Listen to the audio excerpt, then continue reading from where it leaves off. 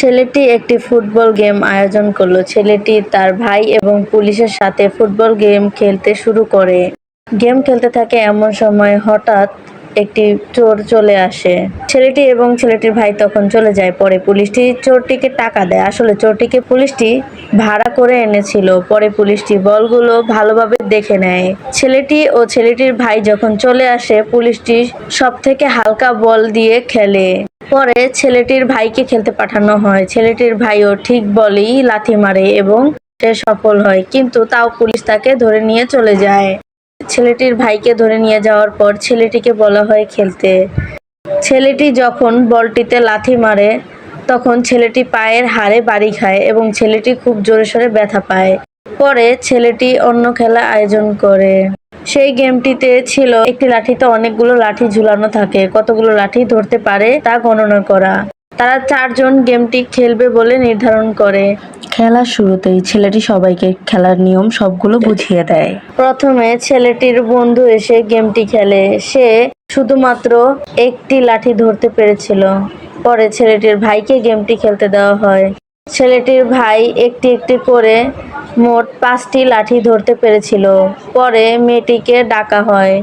মেয়েটিও ঠিক একইভাবে গেমটি খেলা শুরু করে, কিন্তু সে একটি লাঠিও ধরতে পারে না।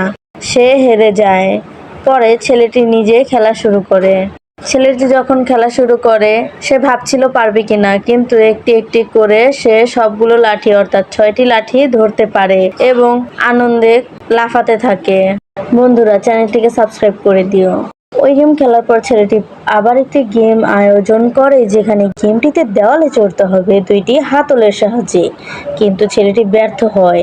সে দেওয়ালে চড়ার খুব চেষ্টা করে, কিন্তু সে সফল হতে পারে না। পরে 2টি ম্যাগনেটিক মেশিন নিয়ে আসে, যেটি দিয়ে সে ভাবে যে সে দেওয়ালে চড়তে পারবে এবং সে চেষ্টা করে। সে বারবার চেষ্টা করার পরও সে ব্যর্থ হয়। পরে সে আরো 2টি আরো শক্তিশালী মেশিন নিয়ে আসে। মেশিনটি এতই শক্তিশালী ছিল যে ভারী ইট সে অনায়াসে তুলে ফেলতে পারে। সেই মেশিন দিয়ে চেষ্টা করার পর ছেলেটি সফল হয় এবং দেয়ালে চড়তে পারে।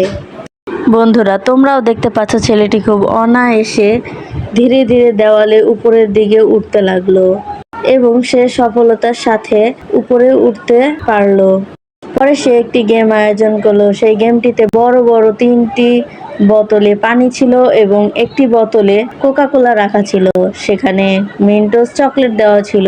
মিন্টোস চকলেট ফেলে তাতে মুখ দিয়ে গেস করতে হবে যে ওইখানে পানি নাকি কোকা-কোলা আছে। প্রথমত গেমটি ছেলেটি শুরু করে। ছেলেটি গেমটি শুরু করলে ছেলেটি ঠিক বোতলেই ফেলতে পারে। পরে ছেলেটির বন্ধু আসে, সেও ঠিক একইভাবে পানির বোতলেই ফেলে। তারপরে ছেলেটি আবার যখন গেম খেলতে নেয় তখন ছেলেটি ভুলবশত কোকা-কোলার বোতলে ফেলে দেয় এবং সে মুখ দেওয়ার সাথে সাথে ফেনা উঠতে থাকে। এই গেম শেষে সে আরো একটি গেমের আয়োজন করে। গেমটিতে খেলা হবে সুইমিং পুলে। সুইমিং পুলে লাফ দিয়ে কে কতক্ষণ থাকতে পারে। ছেলেটি প্রথমত লাফ দিয়ে 30 সেকেন্ড থাকার চেষ্টা করে। 30 সেকেন্ড চলতে থাকে। ধীরে ধীরে সময় পার হচ্ছিল, প্রায় 30 সেকেন্ডই ফুরিয়ে আসছিল, কিন্তু সে পানি থেকে উঠলো না। সে কি আসলেও পানিতে ডুবেছিল নাকি অন্য কোথাও? বন্ধুরা, দেখতে পাচ্ছ সে লুকিয়ে ছিল ফুটবলগুলোর পেছনে।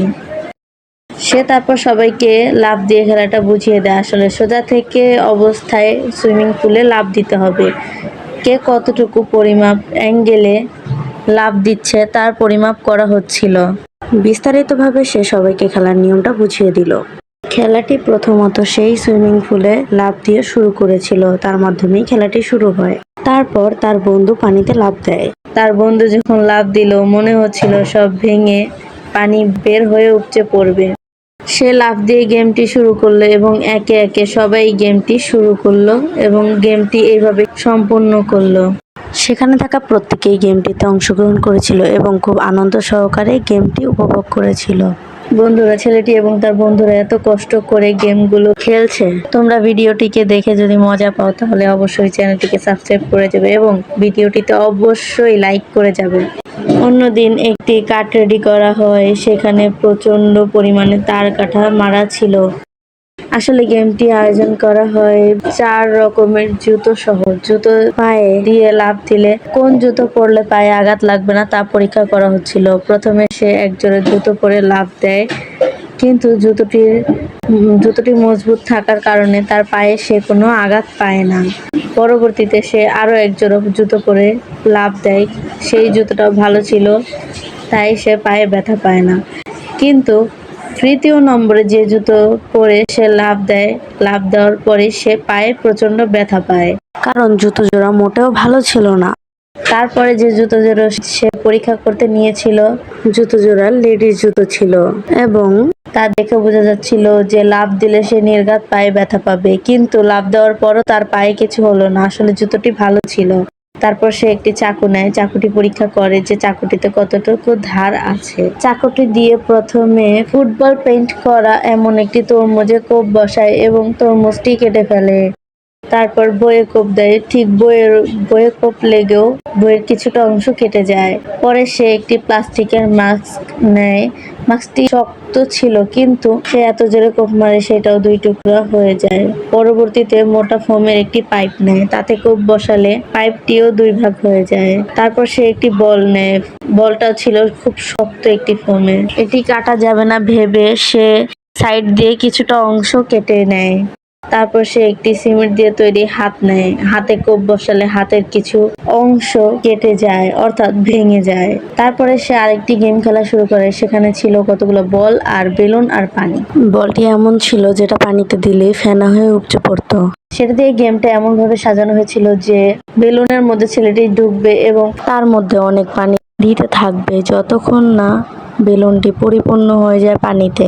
তারপর যখন পানি দিতে দিতে বেলুনটি পূর্ণ হয়ে গেল, সে ধীরে ধীরে বেলুনটির ভিতর ঢুকতে লাগলো এবং বেলুনটি পানি দিয়ে পরিপূর্ণ করলো। বেলুনটি পানি পূর্ণ করার পর বলগুলো সব ভিতরে দেওয়া হয়েছিল। বলগুলো হচ্ছে পানিতে দিলে ফুলে ফেনা ফেনা হয়ে যায় এবং ব্লাস্ট হয়। ধীরে ধীরে ছেলেটি যেই বেলুনের মধ্যে ছিল, বেলুনের ভিতর বলগুলো ফুলে ফেনা হয়ে ঠাস করে ব্লাস্ট হয়ে যায়। পরে ছেলেটি একটি গেম আয়োজন করে, সেখানে গেমটি হচ্ছে চকলেট দিয়ে ঝুলে থাকা প্রতিযোগিতা।